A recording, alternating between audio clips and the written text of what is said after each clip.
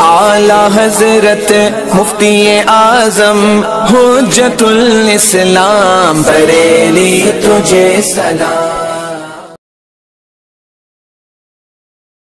بسم اللہ الرحمن الرحیم۔ ونرى المسح على الكفين في السفر والحضر لأنه وإن كان زيادة على الكتاب لكنه بالخبر المشهور إلى آخر العبارہ۔ آج کے سبق میں صاحب کتاب یہ بیان فرماتے ہیں کہ خفین یعنی جو چمڑے کے موزے ہوتے ہیں تو خفین پر ان کے شرائط کے ساتھ مسح کرنے کا نظریہ اور مذہب یہ احناف کا شوافی کا ہے۔ کچھ لوگوں نے مسح علی الخفین کا انکار کیا۔ کس کا؟ مسح علی الخفین کا انکار کیا، اور انہوں نے یہ کہا کہ خفین پر مسح کرنا یہ جائز نہیں ہے، کیونکہ خفین پر مسح کرنے کا اگر قول کیا جائے تو یہ کتاب اللہ پر زیادتی ہے، کیونکہ کتاب اللہ میں مسح علی الخفین کا ذکر حکم نہیں دیا گیا ہے۔ لیکن ہمارے علماء اہل سنت و جماعت فرماتے ہیں کہ مسح علی الخفین جائز ہے، اور اس کا جواز احادیث مشہورہ سے ہے، اور احادیث مشہورہ کے ذریعے سے کتاب اللہ پر زیادتی جائز ہے۔ اس لیے مسح علی الخفین کا ثبوت جب احادیث مشہورہ سے ہے تو مسح علی الخفین کا قول کیا جائے گا اور وہ جائز ہے۔ مقیم تو ایک رات اور ایک دن مسح کر سکتا ہے، اگر لیکن پاکی پہ پہنا شرط ہے، پہلے وضو کر لیا ہو، چاہے پہلے وضو کر لیا ہو پورا، یا پہلے اس نے پیر دھو لیے اور پھر وضو کیا۔ بہرحال طہارت پر خفین کا پہننا یہ ضروری ہے، لازمی ہے۔ تو ایک مقیم آدمی ایک دن ایک رات مسح کر سکتا ہے، اور مسافر آدمی 3 دن 3 رات مسح کر سکتا ہے احناف کے نزدیک۔ مسح علی الخفین کا قول اور اس کا جواز علماء اہل سنت نے، بالخصوص احناف نے، احادیث مشہورہ سے کیا۔ کیا کیا دلائل ہیں؟ حضرت حسن بصری رضی اللہ تعالی عنہ فرماتے ہیں کہ میں نے 70 صحابہ کرام کو دیکھا کہ وہ مسح علی الخفین کا نظریہ رکھتے ہیں، مسح علی الخفین کے قائل ہیں۔ 70 صحابہ کرام کو حسن بصری فرماتے ہیں۔ ایسے ہی حضرت ابو بکر صدیق رضی اللہ تعالی عنہ سے ایک روایت ہے، آپ نے فرمایا کہ رسول اللہ صلی اللہ علیہ وسلم نے فرمایا کہ مسافر کے لیے 3 دن 3 رات کی رخصت دی گئی ہے مسح کرنے کی، اور مقیم کے لیے 1 دن 1 رات کی رخصت دی گئی ہے مسح کرنے کے لیے۔ اسمائی حضرت ابو حنیفہ رضی اللہ تعالی عنہ نے فرمایا ما قلت بالمسح علی الخفین، میں نے مسح علی الخفین کا قول نہیں کیا حتی جاءنی فیہ مثل ضوء النہار، یہاں تک کہ مسح علی الخفین کے سلسلے میں میرے پاس روایتیں اس طریقے سے عیاں اور بے گرد و غبار آئیں جیسے کہ سورج کی روشنی، جیسے کہ دن کی روشنی۔ تو یعنی اتنی، تو اس نے روایتوں سے معلوم ہوتا ہے۔ اب وہ روایتیں کیا ہیں؟ جیسے ہم نے حضرت ابو بکر صدیق رضی اللہ تعالیٰ عنہ کی روایت پیش کی تھی، ایسے ہی حضرت علی رضی اللہ تعالیٰ عنہ سے بھی مسح الخفین کے سلسلے میں روایت ہے کہ فرمایا کہ رسول اللہ صلی اللہ علیہ وسلم نے 3 دن اور 3 رات کی رخصت دی ہے، کس کے لیے؟ مسافر کے لیے، اور 1 دن 1 رات کے لیے مقیم کے لیے۔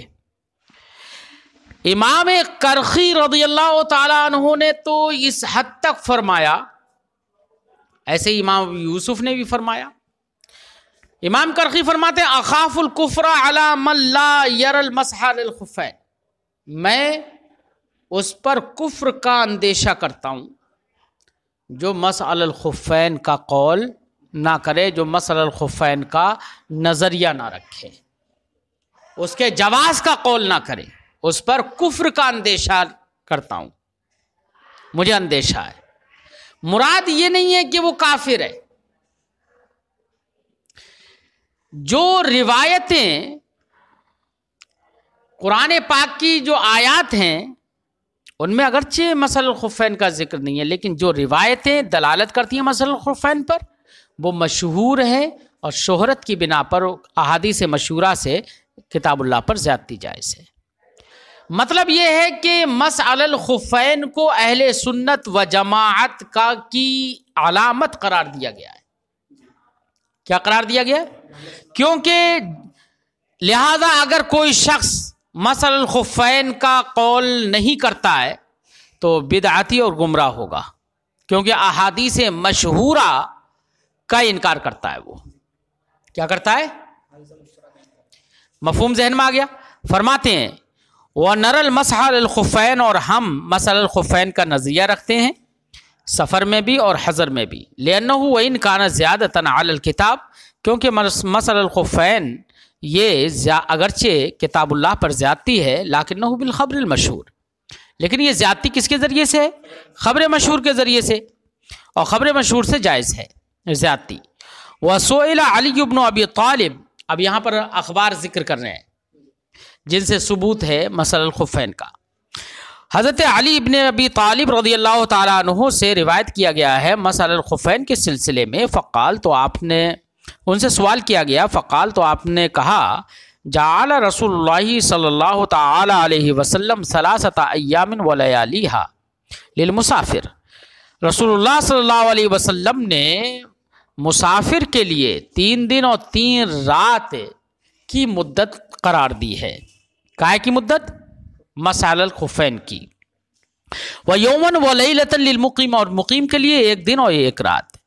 وَرَوَى ابو بکر رضی اللہ تعالی عنہ عن رسول اللہ صلی اللہ علیہ وسلم، حضرت ابو بکر صدیق رضی اللہ تعالی عنہ نے رسول اللہ صلی اللہ علیہ وسلم سے روایت کی ہے، انہو قال، کہ انہوں نے فرمایا، رخص للمسافر، مسافر کو رخصت دے دی گئی ہے 3 ایام ولیالیہن، 3 دن اور 3 رات کی، اور مقیم کو وللمقیم یوم ولیلہ، مقیم کے لیے کتنی رخصت دی گئی ہے؟ 1 دن اور 1 رات کی۔ کب؟ اذا تطہر، جب اس نے پاکی حاصل کر لی ہو، یعنی وضو کر لیا ہو، یا کم سے کم پہلے پیر دھو لیے ہوں، فلبس خفے، پھر طہارت کے بعد خفین کو پہنا ہو، تو کس کی رخصت دی گئی ہے؟ ان یمسح علیہما، 3 دن 3 رات یا 1 دن 1 رات ان پر مسح کرے۔ مسافر 3 دن 3 رات کر سکتا ہے، مقیم 1 دن 1 رات۔ وقال الحسن البصری، امام حسن بصری رضی اللہ تعالی عنہ نے فرمایا، ادرکت 70 نفرا من الصحابہ، میں نے 70 صحابہ کو پایا، یرون المسح علی الخفین، جو مسح علی الخفین کا قول کرتے ہیں۔ ولہذا قال ابو حنیفہ، اسی وجہ سے امام اعظم ابو حنیفہ رحمۃ اللہ تعالی علیہ نے فرمایا، ما قلت بالمسح علی الخفین، میں نے مسح علی الخفین کا قول نہیں کیا، حتی جاءنی فیہ مثل ضوء النہار، یہاں تک کہ مسح علی الخفین کے سلسلے میں میرے پاس دن کی روشنی کی طرح آیاں احادیث اور روایتیں آ گئیں۔ وقال الکرخی، اور امام کرخی رضی اللہ تعالیٰ عنہ نے فرمایا، اخاف الکفر علی من لا یر المسح علی الخفین، میں اس پر کفر کا اندیشہ کرتا ہوں جو مسح علی الخفین کا قول نہ کرے۔ لأن الآثار التي جاءت فیہ فی حیز التواتر، کیونکہ وہ آثار اور وہ اخبار جو کہ مسح علی الخفین کے سلسلے میں آئی ہیں وہ حیز تواتر میں، یعنی تواتر کی جگہ میں ہیں۔ تواتر کی جگہ میں کہہ رہے ہیں، متواتر نہیں کہہ رہے ہیں، یہ نہیں کہہ رہے ہیں وہ متواتر ہے، اس کا مطلب ان کے تواتر کا یقین نہیں ہے۔ جب ان کے تواتر کا یقین نہیں ہے تو اس کے انکار کرنے کو، مسئلہ الخفین کے انکار کرنے والے کے کفر کا بھی جزم نہیں ہوگا، اس لیے اخافو کہا ہے۔ بات سمجھے؟ وبالجملہ خلاصہ یہ ہے، من لا یر المسح علی الخفین، جو مسح علی الخفین کا قول نہیں کرتا ہے، فہو من اہل البدعہ، تو وہ اہل بدعت سے ہے۔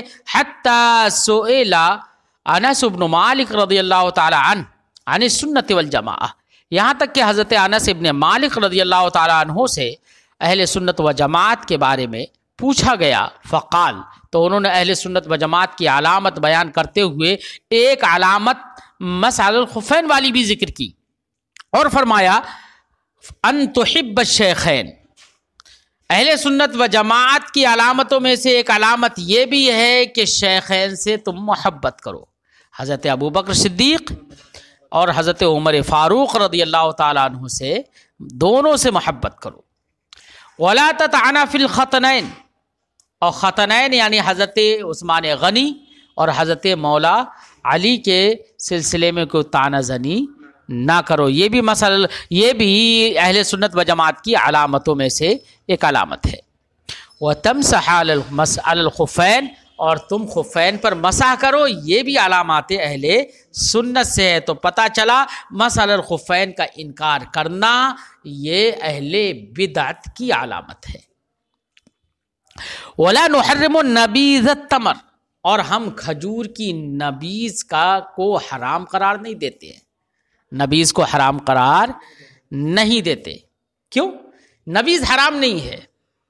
ہاں، نبیذ ہوتی کیا ہے؟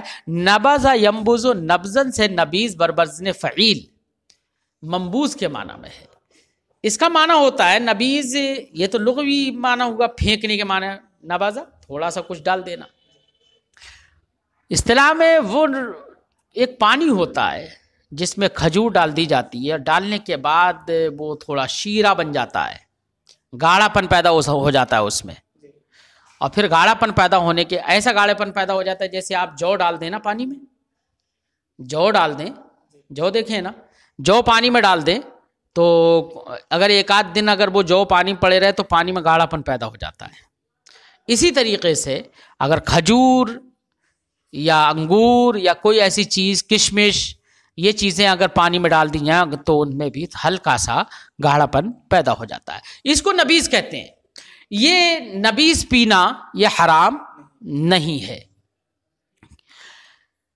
اس کو شراب نہیں کہا جا سکتا ہے۔ ہاں، اگر یہ مسکر ہو جائے، اسی میں شدت پیدا ہو جائے اور اس کے پینے سے نشہ آنے لگے شراب کی طرح، تو پھر اس کا حکم شراب کا ہوگا، کیونکہ شراب چاہے کم ہو یا زیادہ ہو وہ حرام ہے، دلیل قطعی سے ثبوت ہے اس کی حرمت کا۔ اور اس میں بھی اگر اسکار ہو جائے، اس میں بھی شدت پیدا ہو جائے اور جس سے آدمی مطلب اس پر نشہ چڑھنے لگے، تو نبیذ اب وہ نبیذ نہیں رہی، اب وہ شراب ہو گئی۔ کیا ہو گئی؟ ہاں، تو شدت کے بعد کہ جس سے نشہ آنے لگے تو اب اس کی حرمت کا قول کیا جائے گا۔ بات سمجھ آئی؟ ہاں، شروع میں سرکار دو عالم صلی اللہ تعالی علیہ وسلم نے نبیذ سے منع فرمایا تھا۔ کیوں منع فرمایا تھا؟ تو کچھ لوگ یہ کہتے ہیں کہ نبیذ حرام ہے، کچھ لوگ کیا کہتے ہیں؟ نبیذ، ان کی دلیل وہی ہے کہ حدیث روایت میں یہ ہے کہ نبی کریم صلی اللہ تعالی علیہ وسلم نے منع فرما دیا ہے اس بات سے کہ نبیذ بنائی جائے، نبیذ پی جائے، تو نبیذ پینے سے منع فرما دیا تھا سرکار نے، تو وہ لوگ اسی کو دلیل بناتے ہیں۔ ہمارا کہنا یہ ہے کہ نبی نے ابتدائے اسلام میں نبیذ سے منع فرمایا تھا۔ کیوں؟ اس کی وجہ یہ تھی کہ جو برتن ہوتے تھے جن میں نبیذ بنائی جاتی تھی وہ برتن سب پرانے تھے، جن میں پہلے شرابیں رکھی ہوئی تھیں، تو اگرچہ شراب کی حرمت جب آئی تو مدینہ منورہ کے مسلمانوں نے ساری شرابیں پھینک دیں.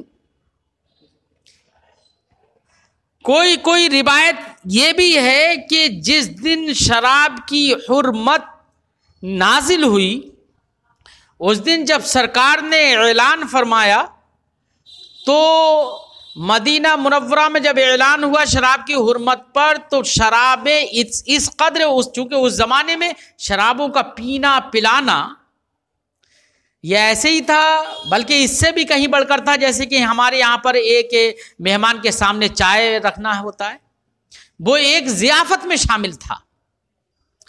تو ہر گھر میں شراب کے گھڑے رہتے تھے. جب اعلان ہوا کہ شراب حرام کر دی گئی ہے تو روایتوں میں کچھ اقوال تو یہ ہیں کہ اس دن مدینہ منورہ کی گلیوں کی نالیوں میں شراب ایسے بہ رہی تھی جیسے کہ پانی بہتا ہے. یہ جوش ایمان تھا کہ نبی نے فرما دیا کہ شراب حرام ہے تو اب اپنے گھر میں رکھنا اسے گوارا نہیں ہے. لیکن وہ شرابیں تو پھینک دی گئی، برتن تو تھے وہ، ہے نا. تو نبی نے منع فرما دیا کیونکہ ابھی ابتدا ہے، شراب حرام ہوئی ہے. اب اگر نبیز پئیں گے تو انہی برتنوں میں بنائیں گے، تو ان برتنوں میں بنائیں گے، اس لیے سرکار نے نبیز سے منع فرمایا. پھر بعد میں اس کو جائز قرار دے دیا. بات سمجھ آئی؟ تو یہ پہلے سرکار نے منع فرمایا، پھر بعد میں اس کا جواز کا قول کیا اور اس کو جائز قرار دے دیا. یہی ہماری دلیل ہے اس بات پر کہ نبیذ حرام نہیں ہے، لیکن کب تک؟ جب تک کہ مسکر نہ ہو. فرماتے ہیں وَلَا نُحَرِّمُ نَبِيذَ التَّمْرِ، اور ہم نبیذ تمر کو حرام قرار نہیں دیں گے. وہ یہ ہے، نبیذ کسے کہتے ہیں؟ فرماتے ہیں ان ينبذ تمر اور زبیب فی الماء، کھجور یا کشمش پانی میں ڈال دی جائے، فیجعل فی اناء من الخزف، پھر ٹھیکڑی کے برتن میں یا مٹی کے برتن میں اس کو ڈال دیا جائے، فیحدث فیہ لذع کما فی الفقاع، پھر اس کے اندر گاڑھا پن پیدا ہو جائے جیسے کہ فقاع میں ہوتا ہے، جیسے کہ فقاع میں ہوتا ہے. یہ فقاع کیا ہے؟ فقاع جو ہے ایک شراب کا نام ہے. کیا ہے؟ ایک شراب ہے جو کہ جو سے بنائی جاتی ہے، ایک مشروب ہے جو جو سے بنایا جاتا ہے. میں نے آپ کو بتایا نا کہ جو ڈال دیے جائیں پانی میں تو اس میں گاڑھا پن پیدا ہو جاتا ہے، وہی فقاع ہے. کانہ نہا عن ذالک فی بدء الاسلام، گویا کہ نبی کریم صلی اللہ علیہ وسلم نے ابتدائی اسلام میں نبی سے منع فرمایا. لما کانت الجرار اوانی الخمور، کیونکہ گھڑے جو تھے وہ شرابوں کے برتن تھے، اس لیے سرکار نے منع فرما دیا. ثم نسخ، پھر بعد میں جو منع فرمایا اس کو منسوخ کر دیا. فعدم تحریمہ من قواعد اہل السنہ، تو اب نبیذ کا حرام نہ ہونا یہ اہل سنت و جماعت کے قواعد اور اصول سے ہے. خلافاً للروافض، اس میں رافضیوں کا اختلاف ہے. وہذا بخلاف ما، یہ اس کے برخلاف ہے کہ ما اذا اشتد، جبکہ وہ اس میں شدت پیدا ہو گئی ہو، مسکر ہو گئی ہو، اس کے برخلاف. وصارا مسکرن، اور وہ مسکر ہو گئی ہو. فإن القول بحرمت قلیلہ و کثیرہ، تو اب اگر مسکر ہو گئی ہے تو اس کے قلیل و کثیر کی حرمت کا قول کرنا مما ذهب الیہ کثیر من اہل السنہ، یہ اس میں سے ہے جس کی طرف کثیر اہل سنت گئے ہیں. ولا یبلغ ولی درجۃ الانبیاء، اور کوئی بھی ولی انبیاء کے درجے کو نہیں پہنچ سکتا ہے. کیوں؟ اس لیے کہ آپ نے پڑھا ہے کہ ولی کے اندر جو بھی کمالات ہوتے ہیں وہ نبی کی اتباع کرنے کی وجہ سے ہی ہوتے ہیں، ہے نا. ولی کے اندر جو بھی کمالات ہوتے ہیں نبی کی اتباع کی وجہ سے ہی ہوتے ہیں. تو ولی کی ولایت بھی صدقہ ہے نبی کا. تو جو جس کے صدقے میں کچھ مل رہا ہے اس کے درجے کو کیسے پہنچ سکتا ہے؟ تو ایک ولی اللہ کا مقرب جو کہ نبی نہ ہو، وہ کبھی نبی کے برابر، نبی کے درجے کو نہیں پہنچ سکتا۔ یہ تو بہت ہی گھٹیا اور عقل کے یتیم ہی شخص کہہ سکتا ہے، کوئی جو عقل کا بالکل یتیم ہو وہی شخص کہہ سکتا ہے کہ نبی صلی اللہ تعالی علیہ وسلم ہمارے جیسے ہیں، یا نبی کے برابر یا نبی سے افضل وہی شخص کہہ سکتا ہے جو ایمان کا کورا ہو اور عقل کا اندھا ہو، وہی شخص کہہ سکتا ہے۔ اس سلسلے میں اہل سنت و جماعت کا معتقد یہی ہے کہ ایک اللہ کا مقرب ولی بھی جو نبی نہیں ہے وہ کبھی نبی کے درجے کو نہیں پہنچ سکتا ہے۔ بات سمجھائی؟ اور رہے عام لوگ، تو عام لوگ تو جب ولی نہیں پہنچ سکتا تو عام لوگ کیسے اس کے درجے کو پہنچ سکتے ہیں، ہے نا؟ یہ دور حاضر کے دیوبندیوں کا یہ عقیدہ ہے، مگر اہل سنت کا تو عقیدہ یہی ہے کہ کوئی ولی نبی کے درجے کو نہیں پہنچ سکتا، لیکن دیوبندیوں کا یہ عقیدہ ہے کہ ولی تو ولی رہا، ایک عام امتی بھی عمل میں نبی کے برابر ہو سکتا ہے یا اور کبھی کبھی نبی سے بڑھ بھی جاتا ہے، کبھی کبھی، جیسے کہ قاسم نانوتوی نے اپنی کتاب تحذیر الناس میں لکھا بھی ہے کہ ایک عام امتی بھی نبی کے برابر بھی ہو سکتا ہے اور کبھی کبھی عمل میں نبی سے بڑھ بھی جاتا ہے۔ تو یہ ان لوگوں کی زبان ہے جو عشق سے کورے ہیں، محبت رسول سے بیزار ہیں، محبت رسول سے دور ہیں اور عقل کے اندھے ہیں، یہ ان لوگوں کا قول ہے، سمجھے نہیں؟ ہمارے بزرگوں کا اسلاف سے لے کر سلف سے لے کے خلف تک کسی بزرگ نے، کسی ولی نے، کسی بھی اللہ کے نیک بندے نے، کسی بھی عالم نے، کسی بھی شیخ و امام نے اب تک یہ نہیں کہا کہ کوئی امتی نبی کے برابر ہو جائے یا نبی سے بڑھ جائے، سمجھے نہیں؟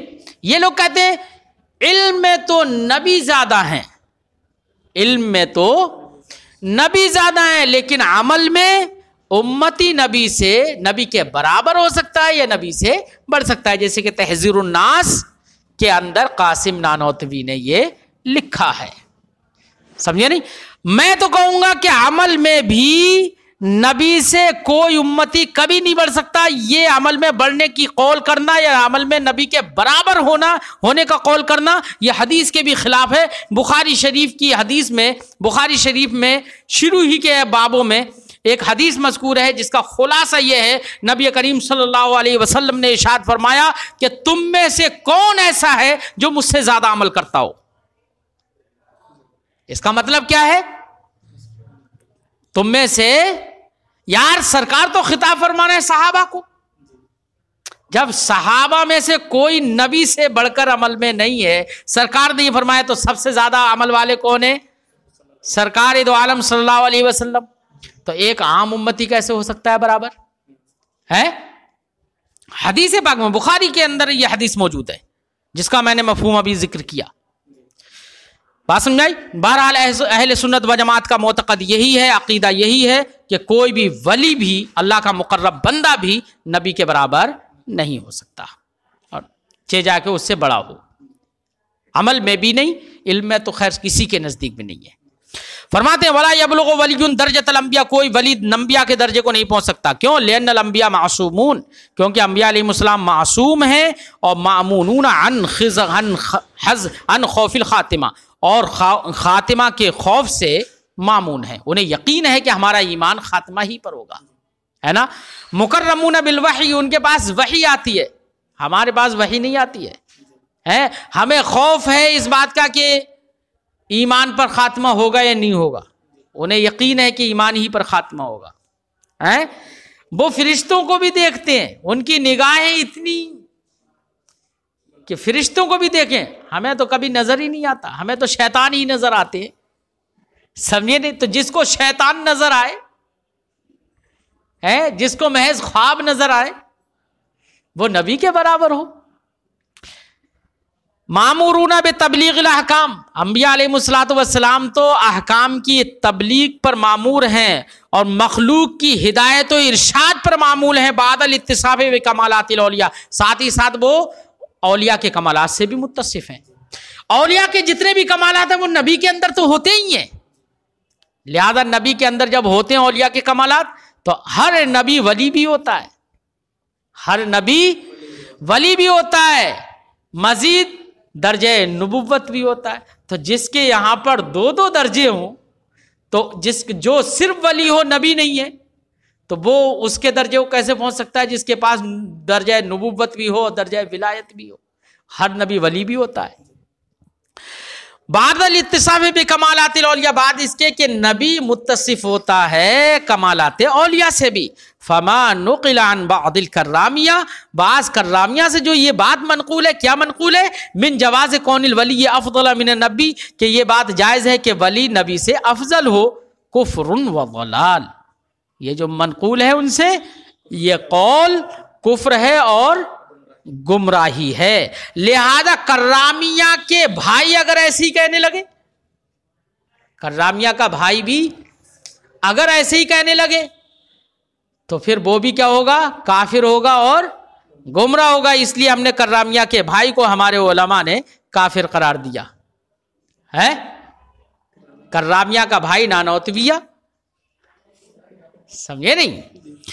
ہاں نام، ہاں قد یقع تردد فی، ہاں کبھی تردد واقع ہوتا ہے، اختلاف واقع ہوتا ہے اس سلسلے میں، انا مرتبۃ النبوت افضل ام مرتبۃ الولایہ، کہ مرتبہ نبوت افضل ہے یا مرتبہ ولایت. کس کا؟ ولی کا مرتبہ ولایت مراد نہیں ہے. میں نے بتایا نا کہ نبی کو تو درجہ ولایت بھی حاصل ہے اور درجہ نبوت. اب ولی کا درجہ نبوت افضل ہے یا ولی کا وہ نبی کا اپنا درجہ نبوت افضل ہے یا نبی کا اپنا درجہ ولایت افضل ہے، اس میں آپس میں کون سا افضل ہے؟ تو بعض لوگوں نے یہ کہا کہ درجہ نبوت افضل ہے، درجہ افضل ہے کیونکہ درجہ نبوت افضل ہے. بعض لوگوں نے کہا درجہ ولایت افضل ہے، نبی کا درجہ ولایت افضل ہے. کیوں؟ انہوں نے کہا کہ دیکھیے درجہ نبوت میں نبی کا تعلق کس سے ہوتا ہے؟ جنہوں نے یہ کہا کہ درجہ نبوت افضل ہے انہوں نے کہا کہ نبی کا تعلق ہوتا ہے اللہ سے، اللہ رب العزت کے پیغامات اس تک آتے ہیں، ہے نا، اور ساتھ ہی ساتھ پہنچاتا کہاں تک ہے؟ مخلوق تک. پیغام پہنچاتا کہاں تک ہے؟ مخلوق تک. تو درجہ نبوت میں تو دونوں سے رابطہ ہے، اللہ سے بھی، خالق سے بھی اور مخلوق سے بھی. رہا درجہ ولایت میں، اس میں تعلق اور صرف اللہ سے ہے. کس سے ہے؟ درجہ ولایت میں تعلق کس سے ہے؟ صرف اللہ سے. جس میں دونوں سے تعلق ہو وہ افضل ہوگا، اس لیے درجہ نبوت افضل ہے درجہ ولایت سے. ایک بات یہ کہی گئی ہے کہ درجہ نبوت سے درجہ ولایت افضل ہے نبی کا. کیوں؟ اس لیے کہ وہی متعلق کے اعتبار سے کہ درجہ ولایت میں کیا ہوتا ہے؟ تعلق ہوتا ہے اللہ رب العزت سے اور دوام ہوتا ہے. اس میں کیا ہوتا ہے؟ درجہ ولایت کے اعتبار سے کیا ہوتا ہے؟ دوام ہوتا ہے کہ ہمیشہ بے تعلق اللہ سے اور اللہ ہمیشہ رہے گا، وہ حی و قیوم ہے، ہمیشہ رہے گا. تو ہمیشہ اس بندے کا تعلق کس سے جڑا رہے گا؟ اللہ سے. اس کے برخلاف درجہ نبوت میں کیا ہوتا ہے؟ تبلیغ احکام کیے جاتے ہیں کس کو؟ مخلوق کو. اور جب مخلوق ختم ہو جائے گی تو تبلیغ بھی وہاں پر جا کے ختم ہو جائے گی، لہذا یہاں پر زوال ہو جاتا ہے. اور جس میں دوام ہو وہ افضل ہے اس سے جس میں دوام نہ ہو. اس لیے کچھ لوگوں نے کہا درجہ ولایت نبی کا درجہ ولایت عام ولی کا نہیں بلکہ نبی کا درجہ ولایت نبی کے درجہ نبوت سے افضل ہے. بات سمجھائی؟ کچھ لوگوں نے کہا درجہ نبوت ہی افضل ہے. کیوں؟ اس لیے کہ درجہ نبوت وہ درجہ ہے کہ جس میں کوئی دوسرا شریک نہیں ہو سکتا ہے. لیکن درجہ ولایت میں تم بھی ولی ہو سکتے ہو تو یہ بھی ولی ہو سکتا ہے. سمجھے نہیں؟ اس لیے درجہ نبوت افضل ہے. بہرحال نام قد یقع تردد فی، ہاں کبھی تردد واقع ہوتا ہے اس سلسلے میں، انا مرتبہ نبوت، کہ ایک نبی کا مرتبہ نبوت افضل ہے یا مرتبہ ولایت افضل ہے. بعد القطع، اس بات کی یقینی ہونے کے بعد کہ بأن النبی متصف بالمرتبتین، کہ نبی تو دونوں مرتبوں سے متصف ہوتا ہے. تو اس جو نبی جب دونوں مرتبوں سے متصف ہوتا ہے تو اس نبی کا مرتبہ نبوت افضل ہے یا مرتبہ ولایت، اس میں تردد و اختلاف ہے. وَأَنَّهُ أَفْضَلُ مِنَ الْوَلِيِّ الَّذِي لَيْسَ بِنَبِيٍّ، اور اس بات کا بھی یقین ہے کہ نبی افضل ہوتا ہے اس ولی سے جو ولی نبی نہ ہو. نبی افضل ہوتا ہے اس ولی سے جو ولی نبی نہ ہو. سمجھے نہیں؟ یہ یقینی ہے بات.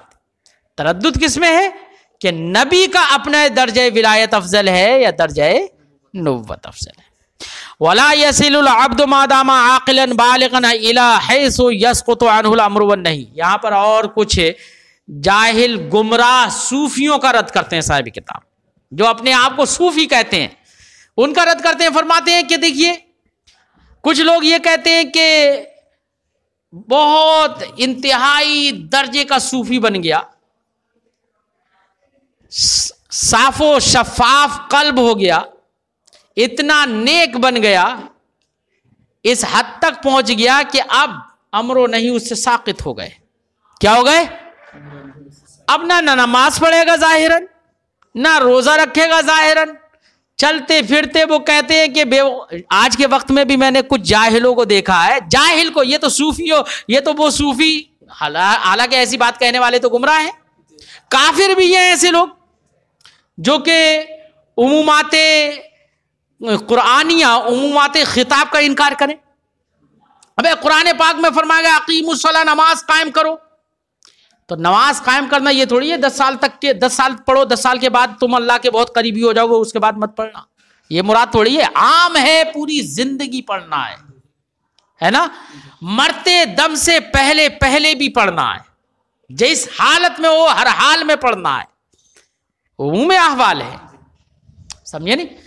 اور بعض گمراہ لوگ کیا کہتے ہیں، یہ ارے بھائی اب تو ہم اس درجے کو پہنچ گئے ہیں، یا ہمارا پیر اس درجے کو پہنچ گیا ہے کہ اب اس سے نمازیں معاف ہو گئی ہیں، اب اسے نماز پڑھنے کی ضرورت نہیں ہے ظاہراً.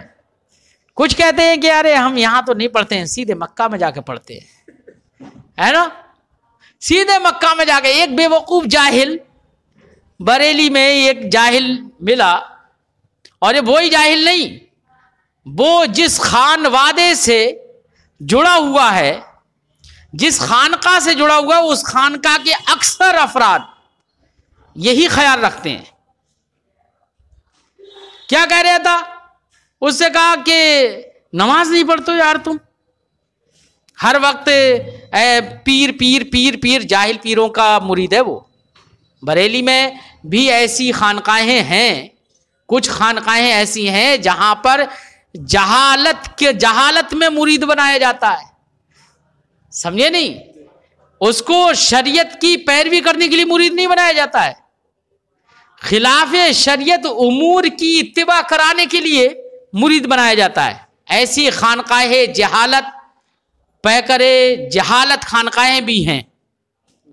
تو انہی کا ایک مرید کریا، اس سے کہا کہ نماز تم نہیں پڑھتے ہو، تعزیہ داری بہت کرتے ہو، ہے تو کہہ رہے کہ ہم چلتے پھرتے نماز پڑھ لیتے ہیں نا. اب ہم سوچتے ہیں ذہن و دماغ میں، بس ایسی نماز پڑھ لیتے ہیں، اللہ رب العزت اب ہماری ایسی نماز قبول کرتا ہے. سمجھے نہیں؟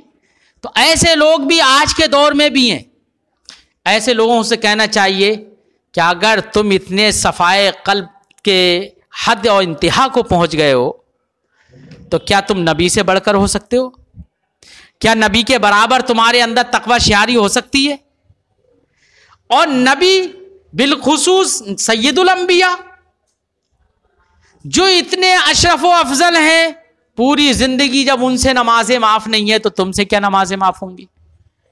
ہے نا.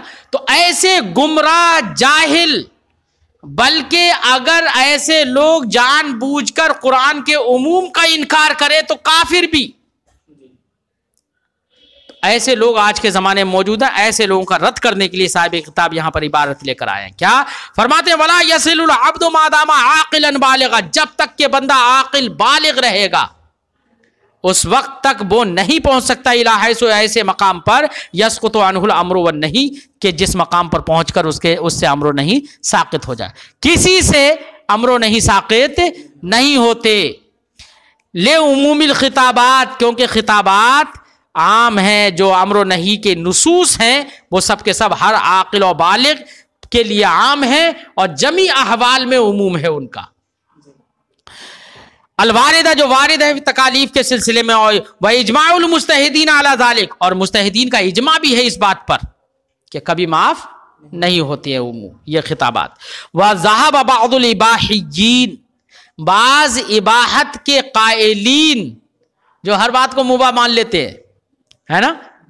تو یہ اباحیین، مصنف نے لفظ ایسا بولا ہے کہ جو دور گزشتہ میں بھی جو بھی ایسے ہوں گے سب پر صادق آ رہا ہے ایسے قائلین پر، اور دور حاضر میں جو قائلین ہیں ان پر بھی صادق آ رہا ہے، کیونکہ وہ بھی مباح قرار دیتے ہیں اس بات کو کہ نماز معاف ہو گئی. نماز کی معافی کی اباحت کا قول کرنے والے، ہے نا. ایسے ہی کچھ ایسے بھی پیر ہیں جو کہتے ہیں کہ ہم روزہ نہیں رکھتے، وہ اللہ تعالیٰ ہمارے روزوں کو ایسے ہی قبول کرتا ہے. ارے بڑے بڑے جاہل پڑے ہیں اس زمانے میں، اور ان جاہلوں سے بڑھ کر وہ جاہل ہیں جو مرید یہ جان رہے ہیں کہ ہمارا پیر اتنا بڑا جاہل ہے پھر بھی اسی کو پیر بنائے ہوئے ہے. وہ اس سے بھی بڑا جاہل ہے.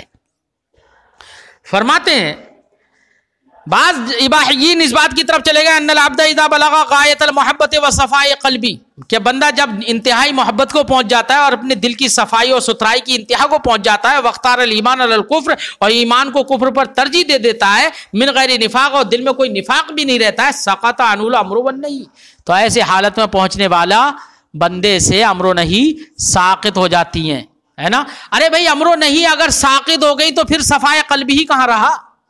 یہ بھی تو دیکھو ہے. پھر بلا کہ کہاں انتہا کو پہنچا محبت کی انتہا کو تو پہنچ ہی نہیں سکتا. پوری زندگی نمازیں پڑھتا رہے تب بھی محبت کی انتہا کو، ارے عشق رسول اور عشق الہی کا جو سمندر ہے وہ اتنا وسیع ہے کہ اس کی انتہا کو نہیں پہنچ سکتا. سمجھے نہیں؟ فرماتے ہیں ولا يدخلہ اللہ النار، اب اس سے امر نہیں ساقط ہو جائیں گے، اب اس کو اللہ رب العزت جہنم میں داخل نہیں کرے گا. کس کے ذریعے سے؟ اب ان کے جملے سنو. بے ارتکاب الکبائر، گناہ کبیرہ کرنے کی وجہ سے بھی اللہ رب العزت ان کو جہنم میں داخل نہیں فرمائے. ارے گناہ کبیرہ کر رہا ہے تو صفائے قلب کہاں رہا؟ کہہ رہا ہے کہ صفائے قلب کی انتہا کو پہنچ گیا ہو، اور گناہ کبیرہ کر رہا ہے تو صفائے قلب کہاں رہا بھائی؟ ایسی جہالت بھری باتیں لوگوں نے کہی ہیں. وبعضهم، اور بعض لوگ اس بات کی طرف گئے ہیں کیا انہ تسقط عنہ العبادات الظاہرہ، کہ ایسا بندہ جو اس محبت کی انتہا کو پہنچ گیا ہو، صفائے قلب کی انتہا کو پہنچ گیا ہو، تو اس سے عبادات ظاہرہ ساقط ہو جاتی ہیں. اب ظاہری طور پر جو رکوع سجود قیام وغیرہ جو ہیں وہ سب کرنے کی ضرورت نہیں ہے. بس سوچ لے کہ ہاں رکوع کر رہا ہوں، سوچ لے کہ بیٹھا ہوں، سوچ لے کہ سجدہ کر رہا ہوں، بس یہی اس کی عبادت ہے بھائی. سمجھے نہیں؟ یہ ہے جہالت والی باتیں. کیا ہے؟ ہاں تو یہ ایسے ہی قائلین جو ایسے گمراہ فرقے گزرے ہیں نا کہنے والے، ایسے ہی قائلین کی اتباع کرنے والے آج کے زمانے میں ہیں لوگ، ہے نا. اب وہ دل میں سوچ لیتا ہے میں مکہ میں نماز پڑھ رہا ہوں تو مکہ میں پڑھ لیا ہے. ارے چلتے پھرتے مطلب خرید رہا ہے آلو، سوچ رہا ہے میں نماز پڑھ رہا ہوں مکہ میں، ادھر آلو بھی خرید رہا ہے ادھر مکہ میں نماز بھی پڑھ رہا ہے. اور مکہ تو نماز پڑھنا تو دور کی بات، سوچنا تو دور کی بات، اسے قرآن پاک کی بسم اللہ بھی صحیح سے نہیں آتی ہے، اور صفائے قلب کو پہنچا ہوا ہے. جاہل. فرماتے ہیں کہ کچھ اس بات کی طرف گئے کہ اس سے عبادات ظاہرہ ساقط ہو جاتی ہے. وَتَكُونُ عِبَادَتُهُ التَّفَكُّرُ، اور اس کی عبادت کیا ہوتی ہے؟ صرف تفکر ہوتی ہے، سوچنا ہوتی ہے. فرماتے ہیں صاحب کتاب وَهَذَا كُفْرٌ وضلال، یہ کفر ہے اور ضلالت و گمراہی ہے، لہذا جو لوگ اس طریقے کا خیال رکھتے ہوں انہیں چاہیے کہ فوراً خیال چھوڑ دیں، وہ دائرہ اسلام سے خارج ہیں، توبہ کر کے ایمان لے آئیں۔ یہ دلالت سے مراد وہ دلالت ہے جو کفر کو پہنچی ہوئی ہے۔ ایک گمراہی وہ ہوتی ہے جو کفر تک نہیں پہنچے، اور یہ گمراہی وہ ہوتی ہے جو کفر تک پہنچ رہی ہے۔ تو یہ وہ گمراہی ہے جو کہ کفر تک پہنچ رہی ہے۔ فرماتے ہیں فَإِنَّ أَكْمَلَ النَّاسِ فِي الْمَحَبَّةِ وَالْإِيمَانِ، کیونکہ محبت و ایمان میں لوگوں میں سب سے کامل جو ہیں ہم الانبیاء، وہ انبیاء ہیں، خصوصاً حبیب اللہ، خصوصاً ہمارے نبی سید الانبیاء حبیب اللہ صلی اللہ تعالی علیہ وسلم ہیں، مع ان التکالیف فی حقہم اتم و اکمل، حالانکہ انبیاء علیہ الصلوۃ والسلام کے حق میں تکالیف وہ سب کے سب اتم ہیں اور اکمل ہیں۔ اگر معاف ہوتی نمازیں عبادتیں تو پہلے ان سے معاف ہوتی، کیونکہ ان سے زیادہ صفائے قلب کی حد کو کون پہنچا ہوا ہے، لیکن ان کے حق میں پوری زندگی اللہ کے رسول صلی اللہ علیہ وسلم نے نمازیں پڑھی۔ اور اگر نمازیں معافی ہوتی تو نوافل سرکار پر لازم نہیں ہوتے، لیکن تہجد کی نماز سرکار پر واجب تھی، ہم پر اگرچہ نفل ہے لیکن سرکار پر واجب تھی۔ تو دیکھیے تکالیف ان کے حق میں تو اتم اور اکمل ہیں، ہے نا۔ وَأَمَّا قَوْلُهُ علیہ السلام، ہاں یہ لوگ ایک بات پیش کرتے ہیں، کہتے ہیں کہ نبی صلی اللہ علیہ وسلم نے تو فرمایا ہے کیا، اذا احب اللہ عبدا لم یضرہ ذنب، جب کوئی بندہ جب اللہ رب العزت کسی بندے کو اپنا محبوب بنا لیتا ہے نا، تو نبی نے فرمایا لم یضرہ ذنب، تو کوئی گناہ اس بندے کو نقصان نہیں دیتا ہے، کوئی گناہ اس بندے کو نقصان نہیں دیتا ہے۔ اب چاہے کتنے بھی گناہ کرتے رہے کوئی نقصان نہیں ہے، کیونکہ اللہ کا محبوب بن گیا ہے۔ تو اب جو سطحی نظر رکھنے والا ہوگا وہ تو سطحیت کے پیش نظر لفظ کے ظاہری لفظ ہی کو ہی دیکھے گا، ہے عبادات ظاہرہ ساقط مان رہا ہے اور نصوص ظاہرہ کو دیکھ رہا ہے۔ یہ دیکھیے یہاں پر غور نہیں کر سکتا ہے، وہاں پر تفکر کر رہا ہے، یہاں غور نہیں کر سکتا ہے۔ تو ایسی دلیلیں پیش کرتے ہیں۔ اب اس حدیث کا مطلب کیا ہے؟ جو یہ لوگ پیش کرتے ہیں کہ اللہ کے رسول نے فرمایا کہ جب اللہ کسی بندے کو اپنا محبوب بنا لیتا ہے تو اس کو کوئی گناہ نقصان نہیں دیتا۔ یار گناہ نقصان جب اللہ کا محبوب کب ہوگا مجھے بتاؤ؟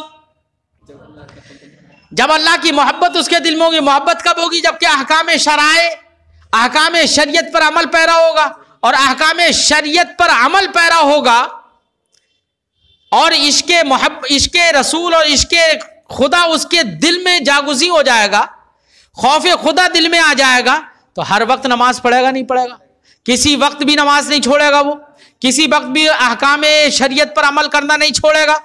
تو ابھی جب تک عشق کامل نہیں تھا اس وقت تو نماز پڑھنے میں تھوڑی پریشانی بھی ہوتی تھی، نماز پڑھنے میں پریشانی بھی ہوتی تھی، تکلیف بھی ہوتی تھی، دل پر شاق گزرتا تھا، لیکن جب سے عشق رسول دل میں آ گیا، ہمارا عشق خدا کامل ہو گیا، معرفت کے سمندر میں مستغرق جب سے ہو گیا، اب راتوں رات نمازیں پڑھ رہا ہے لیکن دل میں اکتاہٹ نہیں آ رہی ہے، اب کوئی تکلیف نہیں ہو رہی ہے۔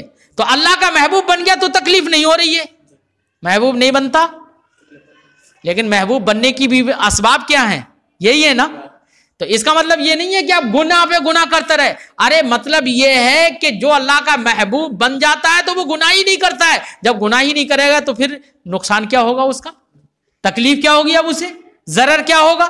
نہیں ہوگا نا۔ تو حدیث پاک کا معنی یہی ہے کہ اللہ جب کسی بندے کو اپنا محبوب بنا لیتا ہے اس کو کوئی گناہ نقصان نہیں دیتا ہے۔ اس کا مطلب یہ ہے کہ وہ بندہ گناہ ہی نہیں کرتا ہے کہ اسے نقصان دے۔